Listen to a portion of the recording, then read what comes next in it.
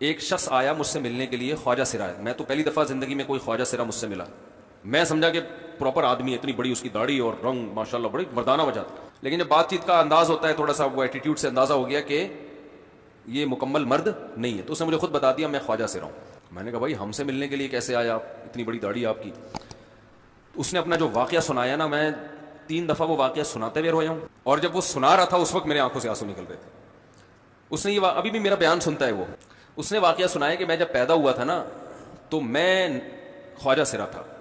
گھر میں ایسا بچہ پیدا ہو جائے والدین کی طرف سے عزت نہیں ملتی، جب 10-12 سال کا ہوا تو نہ بھائی مجھے عزت دے رہا ہے اور نہ میرا والد مجھے عزت دے رہا ہے۔ میں بھائی کے ساتھ کہتا ہوں مجھے باہر لے کے جاؤ تو کہتے ہیں لوگ میرا مذاق اڑائیں گے تمہیں دیکھ کے، ظاہر ہے اس کی حرکتیں تھوڑی زنانہ لڑکیوں والی حرکتیں ہوتی ہیں، اور والد بھی کہیں محفلوں میں نہیں لے کے جا رہے، ایک مذاق اڑایا جاتا ہے۔ کہنے ایک دفعہ میں کہیں گزر رہا تھا تو یہ جو ہوتے ہیں نا خواجہ سراؤں کی پوری ایک جماعت تھی، انہوں نے مجھے پہچان لیا، دیکھا اتنا اچھا، اس وقت نہ اس کی داڑھی اور یعنی اس میں خواتین والی ہی علامتیں تھیں زیادہ، تو انہوں نے مجھے کہہ رہے ہیں اتنی عزت دی، کھانا کھلایا اور اپنے گرو کے پاس لے کر گئے، اور گرو نے کہا کہ تم ہمارے ایجنٹ بن جاؤ، ہم تمہیں پھر ڈانس ماس کروائیں گے، آدھے تمہارے آدھے ہمارے، جو بھی اس کا سیٹ کرے۔ مجھے پہلی دفعہ کہیں عزت ملی تو، لیکن میرے ابا کو پتہ چل گیا تو ابا نے لا کے طبیعت سے کوٹ دیا، ٹھیک ہے کہ دوبارہ ان میں نہیں بیٹھنا، ٹھیک ہے ہم نے توبہ کر لی بھائی، یہ برے لوگ ہیں، ڈانس ماس اچھی چیز نہیں ہے، ٹھیک ہے۔ تو اب کیا ہوا، کہتے ہیں کہ پھر جو ہے نا کچھ دنوں میں کہیں کسی سے جھگڑا میرا ہوا کسی بات پہ، تو اس نے انتقام لینے کے لیے شکایت لگا دی ابا کو کہ یہ دوبارہ ان کے پاس گئے، حالانکہ وہ جھوٹی شکایت تھی۔ اب ابا کو لگا کہ یہ صحیح کہہ رہا ہے جس نے شکایت لگائی ہے، کیونکہ شبہ تو تھا نا ابا کو دوبارہ جائے گا، ابا نے پھر مارا، کہہ رہے اب میں بول رہا ہوں کہ میں نے یہ کام نہیں کیا، میں نہیں جا رہا ہوں ان کے پاس، میں نہ ناچ گانا سیکھ رہا ہوں، کچھ بھی نہیں، لیکن ابا نے اس کی باتوں میں آ کے انکوائری نہیں کی ہوگی پوری، وہ سمجھے ہوں گے کہ بھائی ایسا ہی ہے، تو ابا نے پھر کٹائی لگائی، اس کے دل میں منفی جذبات پیدا ہو گئے اور یہ گھر سے بھاگ گیا کہ بھائی مجھے ویسے تو عزت نہ یہاں مل رہی ہے اور میں ذلت برداشت بھی کر رہا ہوں، تو بھی کہہ رہے میں وہاں چلا گیا۔ تو جب میں وہاں گیا ہوں نا خواجہ سراؤں کے ہاں، تو وہی گرو اور ڈانس، اور پھر اس نے مشہور کچھ ایکٹروں کے نام بتائے جن کے ساتھ ہم ڈانس کرتے تھے، اور پیسے آنا شروع ہو گئے، آدھے گرو کی جیب میں آدھے ہماری، اور ہٹو بچوں لیکن ظاہر ہے کوئی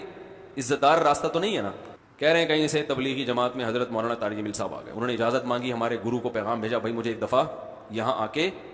دعوت دینا، تو اس نے اجازت دے دی، آ جاؤ بھائی۔ بیان کیا، ان کو سمجھایا بھائی یہ زندگی نہیں ہے، اللہ کی سروزے کے لیے بہرحال ترغیب دی۔ کہہ رہے ہیں میں تیار ہو گیا، باقی لوگ تیار نہیں ہوئے، میں تیار ہو گیا۔ کہہ رہے میں نے گرو سے اجازت لی، اس نے کہا جاؤ لگا لو سروزہ۔ تو کہتا ہے کہ جب میں حضرت کے گھر پہ گیا ہوں نا تو حضرت پہلے سے دروازہ کھول کے ایسے انہوں نے دونوں بازو پھیلائے ہوئے تھے استقبال کے لیے، پہلے سے کھڑے ہوئے تھے علماء کے ساتھ۔ کہتے اتنے مشہور آدمی، اتنی بڑی سیلیبریٹی، اور اتنے بڑے بڑے علماء، ان کی پگڑیاں، ان کے اتنا خوبصورت لباس، جو خود عزت دار لوگ ہیں، کہہ رہے ایسے جو ہے نا میرے استقبال کے لیے دونوں بازو پھیلا کر کھڑے ہوئے، اور ایسے مجھے بیٹا بنا کے نا اپنے سینے سے لگایا کہ تو میرا بیٹا ہے۔ کہہ رہے خدا کی قسم مجھے زندگی میں پہلی مرتبہ ایسی عزت ملی مجھے کسی سے، اور اس عزت دینے میں مولانا کا کوئی مفاد، بلکہ ذلت ہوگی نا، لوگ کہتے ہیں خواجہ سرا کو بیٹا بنایا ہوا، اور اس وقت تو اس میں بیچارے میں کچھ زنانہ سی علامتیں بھی تھیں، تو خواجہ سرا کو کیا دے رہے ہیں، عزت دے رہے ہیں۔ کیا کسی تاجر پہ محنت کرو تو تھوڑا چندہ دے دے گا مدرسے کو، ایسا ہی ہے نا، اور کسی افسر پہ محنت کرو تو تعلقات کیا ہو جائیں گے، جب وہ دین پر آئے گا تو اس سے کیا فائدہ؟ اس کو تو باپ ایسے ان لوگوں کو ریجیکٹ کر دیتے ہیں، بھائی اپنانے سے کہہ رہے مجھے یہ اپنا رہے ہیں، ایسے سینے سے لگایا انہوں نے،